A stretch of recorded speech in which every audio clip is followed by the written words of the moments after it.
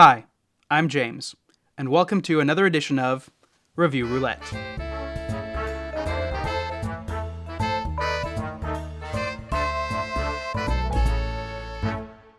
Final Fantasy II is, in my opinion, a severely underrated game.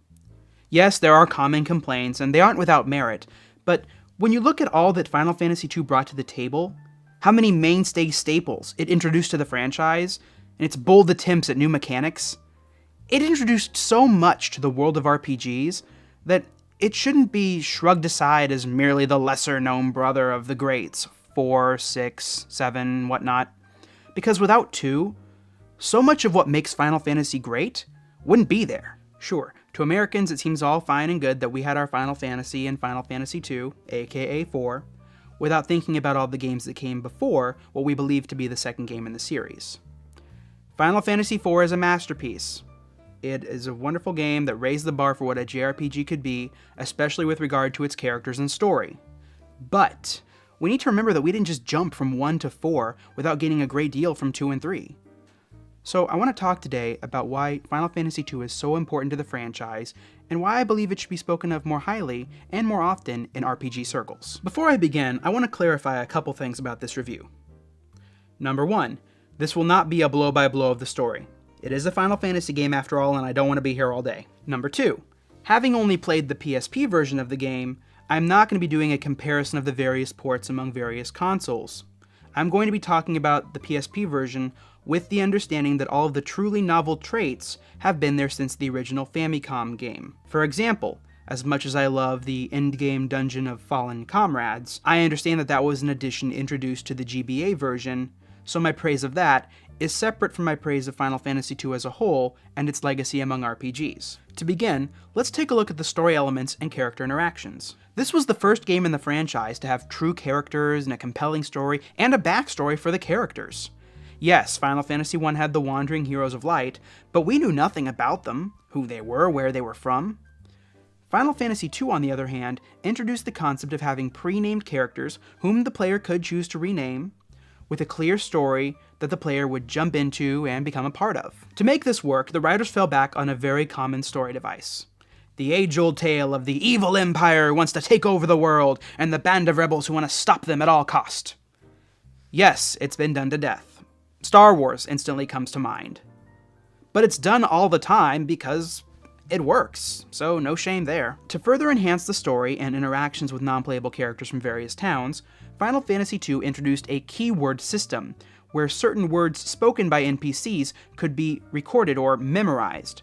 That way, when talking with other NPCs, the player could mention those keywords to see which villagers could give them more info regarding specific topics. This was necessary to advance various plot points in the story by encouraging certain characters to talk with you based on what you know about them or your knowledge of the rebel group. Pretty advanced for a console RPG from the 80s. The second thing I want to talk about is the way the game manages the party. In all of the main Final Fantasy games, you have a party usually made of 3 or 4 main playable characters. While Final Fantasy I and II both used the traditional 4-party team, what made Final Fantasy II so interesting is that at the beginning of the story, one of the team members disappears. Their slot is taken by one of 5 allies who join the party at various points along their quest, each with their own role to play in the story, and each with their own unique fighting style, including the first ever Final Fantasy Dragoon. 3 of these characters, along with a few NPCs, give their lives for their friends in the rebellion, making this the first time in the franchise that party members are killed off. Cough. Aerith. Cough. Oh, excuse me, I seem to have something caught in my throat. That's better. Other party-based additions include the introduction of the back row for protecting weaker characters, the ability to switch weapons and armor mid-battle, and the ability to customize your characters, at least in the same sense of Final Fantasy VII and VIII, where rather than preset fighters, monks, or mages, you could choose which of your characters to make the dedicated healer and which ones to focus on offensive fighting. This is probably the most divisive and conflicting addition to the franchise. Characters can be trained in proficiency in various weapon types, from swords and daggers and axes to lances and bows and staves. Even shields have their own proficiency level. Well, I guess not everyone can effectively use a shield. While the original Final Fantasy had proficiency levels of sorts for white and black magic, Final Fantasy II took it a step further, with each individual spell having its own proficiency level that affected its damage or its effectiveness. This customization not only affected the types of weapons and spells used, but also the character's basic stats.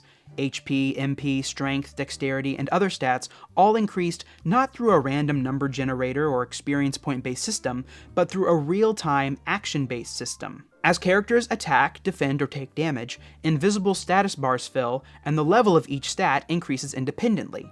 Essentially, any action taken in battle short of using items or running away can affect some characters' stats. A lot of people complain about this being a broken system because you can't raise your defense or HP without taking damage. But doesn't that kind of make sense? Any sort of physical activity strengthens the body parts used, just as playing stringed instruments builds calluses on the fingers. Now, people have pointed out that this is broken because you can just initiate a random battle and have your characters attack and heal each other to raise those stats. And while this is true, it's not exactly a problem unique to Final Fantasy II. Grinding has been as much a part of Final Fantasy as any other RPG. Final Fantasy VIII had a similarly broken mechanic with the junction system and drawing magic from enemies. Frankly, I don't think these issues are that serious because a game is only as broken as you make it. I never felt required to grind battles to advance in the game, even near the end of the game. And part of that's because the encounter rate always seemed so much higher in Final Fantasy II than other games. Well, I suppose raising enemy encounter rates is one way to solve the grinding problem. As for the action-based or skill-based system, while it had its ups and downs, it didn't end with Final Fantasy II.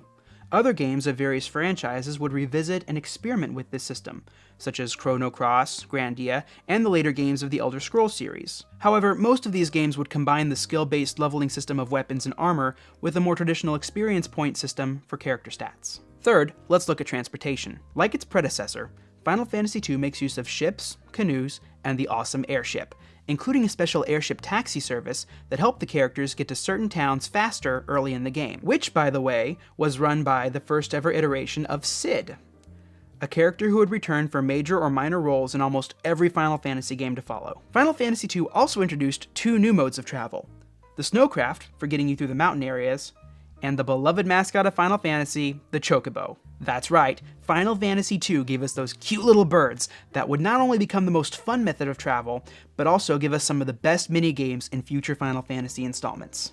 Finally, as much as I love the Final Fantasy franchise for its characters and stories and gameplay mechanics, the one thing, above all else, that really draws me to these games is the music. From victory jingles to overworld and character themes, Final Fantasy is loaded with beautiful, emotional, invigorating, and catchy music. And Final Fantasy II is no exception. Along with the Chocobo, we were introduced to the quirky Chocobo theme. We have the tense theme of the final dungeon Pandemonium.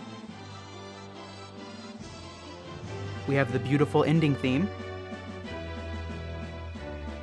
And the daunting overworld theme. And my personal favorite, the Rebel theme. I love this piece because of how well it captures both the bold, adventuring side of the rebels, but also the sadness, the dread of the small band of fighters daring to oppose the Empire, fighting against overwhelming odds. From its moving story of tragic characters to its beautiful music, its somewhat more realistic method of stat development, and its enhancements to the travel and combat system that would remain key to the series for years to come, Final Fantasy II is not only an important entry in the franchise, but a great RPG in its own right. Whether or not you like the method for leveling up weapons and stats, hopefully you agree that it's at least an innovative and interesting new way to develop characters. The developers of the Final Fantasy games have always been open to experimentation and new ideas, for better or worse, and personally, I think Final Fantasy II has more hits than misses. I think it's a real shame that just because of its older style and its Japanese-only original release, Furion, Master of All Weapons, and his band of rebels aren't as well known as, say, Cloud, or Squall, or Lightning, or Titus. Whatever, he was a stupid character anyway. Thank you for watching.